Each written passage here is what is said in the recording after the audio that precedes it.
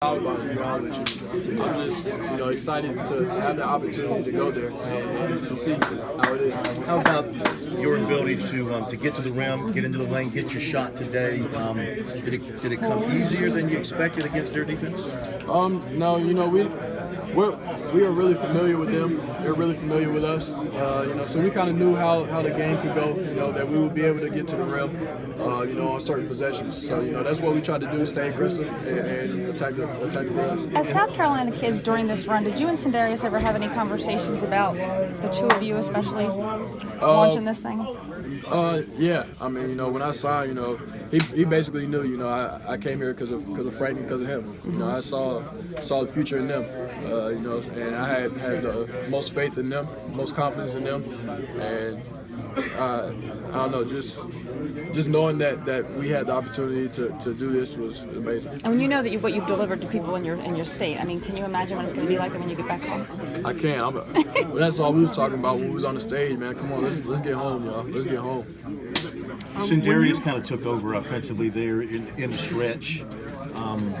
He's your leader. Did you kind of expect him to be the go-to guy at that point? Oh yeah. I mean, we always say we don't really have a go-to guy, but yeah. We expected Sin to make big plays. He's been doing that all year for us. I think it was like 8 straight buckets. He got a steal and then he got an assist. That's an amazing run.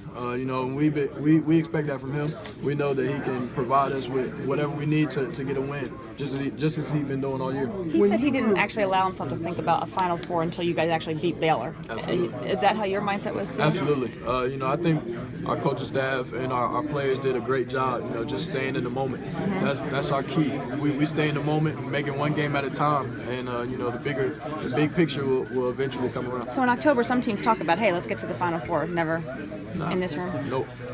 Just one game at a time. Whichever game it was, that was the biggest game of the season. It would have seemed a stretch in October for people not maybe in this room. Did it seem a stretch to you guys? Nah, not at all. It was hard to say that it wasn't a stretch because we didn't really think too much about it.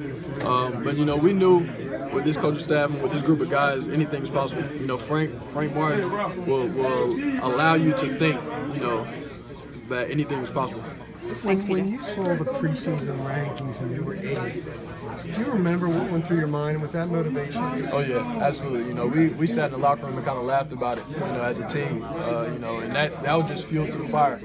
That definitely ignited the fire, and we came out and was determined to prove everyone wrong. When you were a kid, man, you had your dream of wearing that shirt, that hat, and the net. Now that's a reality. Is it better than you dreamed, just like you dreamed? It hasn't sunk in yet, so I couldn't even tell you honestly. But just to have this opportunity and to have this hat on my head, this shirt, on my body, it's amazing. It's amazing. It's a blessing, and it's a dream come true, just as you said. And the fact that so many basketball players dream of this, but it happens to so few of them, in their lives. So does it make you appreciate it that much more that you are one of the ones that gets to experience this? Absolutely. And to be able to experience this with this group of guys and with our coaching staff is just that more. It's just that much better. From a kid from Columbia, South Carolina, being able to play for your hometown and have this opportunity is a blessing. And what is it about the second half with this team? Is it the fact that this defense just exhausts your opponents by the time there's 10 minutes left? That might be it.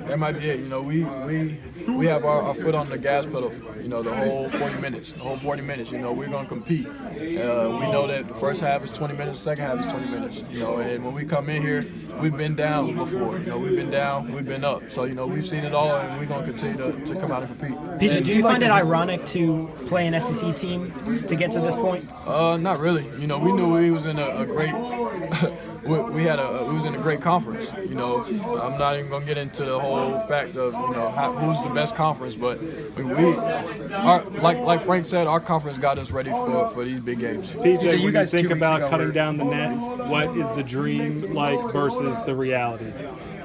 It's surreal. I'm speechless, honestly.